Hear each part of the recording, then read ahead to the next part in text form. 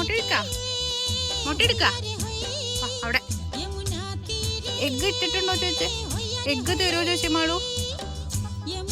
മുട്ട ഉണ്ടാവും. എല്ലാ കോഴികളും ശബ്ദം ഉണ്ടാക്കണ്ടായിരുന്നു മാളു.